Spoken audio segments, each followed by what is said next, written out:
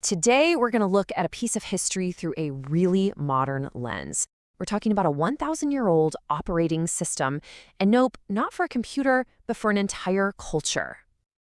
So let's just dive right in with a huge question. What is it that powers a culture's creativity? What's the source code that defines how people see the world, how they love, and what they find beautiful? Well, for Japan, back in the 10th century, the answer was pretty wild. It was a single book of poems, an anthology that didn't just reflect the culture, it actually programmed it. And it was called the Kokin Wakashu.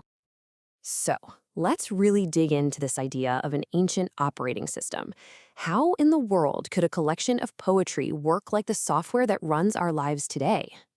Okay, so the Kokin Wakashu, or Kokinshu for short, was this massive national project ordered by the emperor himself around the year 905. We're talking 1,111 short poems, all compiled under the leadership of a brilliant poet named Kino Tsurayuki. And his mission? It was totally revolutionary. He wanted to take native Japanese poetry, called Waka, and lift it up from just a casual hobby to the highest form of national art. But to really get why a book of poems was such a game changer, we need to picture the world it was born into. This period in Japan was really the birth of a whole new kind of elegance. I mean, this was a massive cultural shift. For centuries, Japan's elite had looked up to Tang Dynasty China as the cultural superpower, the absolute peak of civilization. Any serious poetry had to be written in Chinese. But the Heian period, that's when Japan started to feel this new sense of cultural confidence. The new ideal wasn't being a fierce warrior anymore. It was all about emotional sensitivity, having a quick romantic wit, and being able to express these subtle feelings in their own native language, the Yamato kotoba. So, if this thing is a cultural OS, what were its killer apps? Well, two of the biggest were its features for processing the seasons and love. See, the Kokinshu didn't just write about these things, it pretty much invented a new way to feel them. Let's start with the seasons. I mean, sure, poetry everywhere talks about seasons, right? But the Kokinshu did something completely different. It systematically arranged the poems to follow the year's progression, from the very first hint of spring all the way to the dead of winter. It basically mapped the life cycle of nature directly onto the human experience. And this is where the celebration of cherry blossoms, and more importantly, mourning when they inevitably fall, became a core part of the culture. And just look at this. A huge portion of this book is dedicated to just those two topics. 40% for the seasons, and a full third of the entire collection, that's over 360 poems, are all about love. But it's a very specific kind of love. The thing is, the love poems are all structured to tell one universal story. And honestly, it's a pretty tragic one. It kicks off with this vague sense of longing, then moves into the thrill of a secret affair, because romance among the aristocrats was all hidden. And then it sinks into the pain of waiting for a lover who never shows up. It almost always ends in a breakup and lonely memories.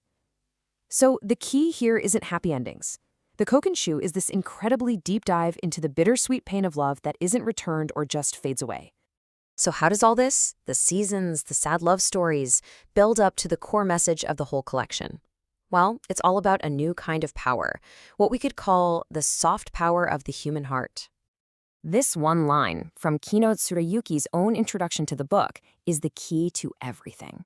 He was arguing that poetry isn't some artificial skill you learn, it's a totally natural human response. When you're moved by something, a bird singing, the beauty of the moon, words and songs just naturally sprout from that feeling, from the seed of the heart. And Tsurayuki wasn't messing around. He truly believed this power was absolutely immense. In his mind, these leaves of words could do incredible things without any force at all. They could move the gods, make demons feel sympathy, smooth over arguments between men and women, and even calm down the most violent warriors. It was this radical declaration of faith in what we'd now call soft power. And this is a perfect example of that idea in action. It's one of Tsurayuki's own poems. The story goes, he was visiting an inn, and the host said something kind of sarcastic, like, "Oh, look who decided to finally show up again." Instead of getting mad, Tsurayuki just improvised this poem on the spot. It's this subtle, elegant comeback that basically says, yeah, people might change, but true beauty is constant.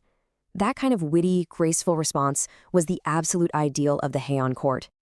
All right, so that's all fascinating history, but here we are, 1,000 years later. Why does any of this matter to us? Why should we care about this ancient operating system? Well, it matters because the values that were literally hardwired into the Kokin are stark contrast to our own world. Our world demands speed, efficiency, constant productivity. The world of the Kokin finds deep, profound value in just pausing.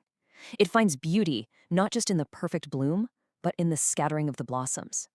It doesn't see heartbreak as a failure to be avoided, but as a deep, powerful emotion. In fact, as the very seed of art itself. And maybe that's its most enduring lesson for us.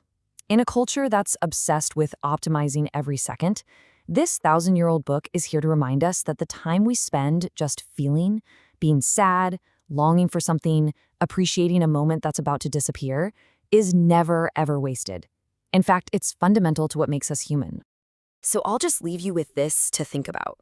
In our constant, non-stop rush for efficiency, what beauty are we failing to see? What seeds of the heart are we forgetting to water?